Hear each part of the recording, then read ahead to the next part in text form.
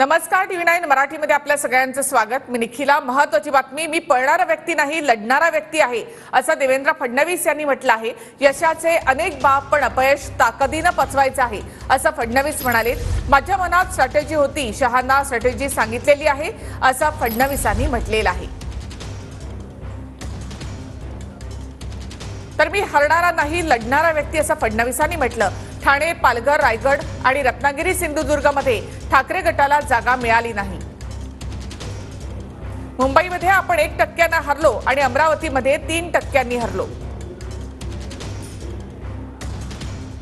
11 जागांवर भाजप 5% हरली आहे।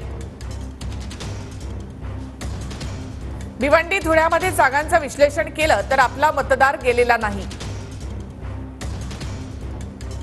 जिथे समन्वयाचा अभाव दिसला ते मित्रपक्षांच्या प्रमुखांना सांगणार। प्रवक्त्यांनी समजून बोललं पाहिजे असा सल्ला फडणवीसांनी दिलाय। विरोधकांच्या 31 जागा विधानसभेमध्ये रिफ्लेक्ट व्हायला हवं असं फडणवीसांनी म्हटलंय। पराभवाचं खापर एकमेकांच्या डोक्यावर फोडायला नको असंही फडणवीसांनी म्हटलं।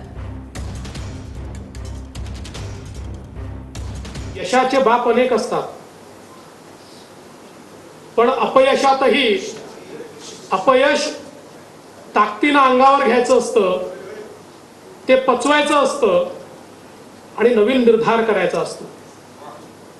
देवेंद्र फडणवीस हा पळणारा व्यक्ती नाही, हा लढणारा व्यक्ती आहे। हे आज पुन्हा एकदा आपल्याला सांगतो। तर माझ्या डोक्यात काही स्ट्रॅटेजी होती, आजही आहे।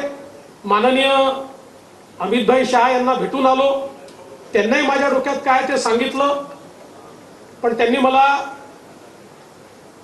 सांगितलं की आता पहिले हे सगळं काम चालू द्या, पण नंतर आपण काय ब्लूप्रिंट तयार करायची आहे महाराष्ट्राची ती तयार करू।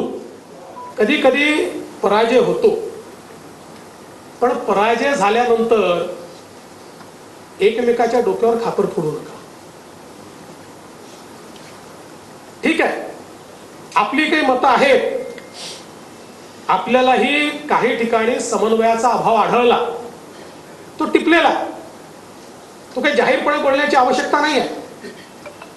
जो समन्वयाचा अभाव आपल्याला दिसलेला आहे त्या पक्षाच्या नेत्यांना मी सांगणार आहे की या मतदारसंघात या आमदाराच्या घेतात, या आमदाराकडे आम्हाला त्या ठिकाणी समन्वयाचा अभाव दिसला। या ठिकाणी नरेटिव्ह तयार केला की उद्धव ठाकरेंना फार सहानुभूती आहे। उद्धव ठाकरेंना जर सहानुभूती होती तर कुठे दिसायला पाहिजे होती? मुंबई आणि कोकणमध्ये दिसायला पाहिजे होती ना। ठाण्यापासनं तर कोकणच्या शेवटच्या टोकापर्यंत उद्धव ठाकरेंची एकही जागा नाही। उभाठाला एकही जागा मिळालेली नाही। एकूणच जर आपण बघितलं तर मुंबई MMR रिजन किंवा कोकणामध्ये या ठिकाणी उभाठाला लोकांनी हद्दपारच केलाय, हे देखील आपण लक्षात घेतलं पाहिजे। आपले जे प्रवक्ते बोलतात तुमचे आमचे, मी नितेश राणे नाही बोललोय की बरेच वेळा प्रवक्ते जे बोलतात ते जरा समजून उमजून बोललं पाहिजे। आता ही वेळ उणे दुणे जाहीरपणे काढण्याची नाही आहे। आणि मी काल आम्ही बसलो होतो त्यावेळेस माननीय मुख्यमंत्री महोदयांनाही सांगितलं आणि अजितदादांनाही सांगितलं की आता वेगवेगळी विश्लेषण करू नका, आता एका सुरात सगळ्यांनी बोललं पाहिजे। आहे ना, सगळ्यांच्या काही ना काही तक्रारी आहेत, त्या तक्रारी नेत्यांनी समजून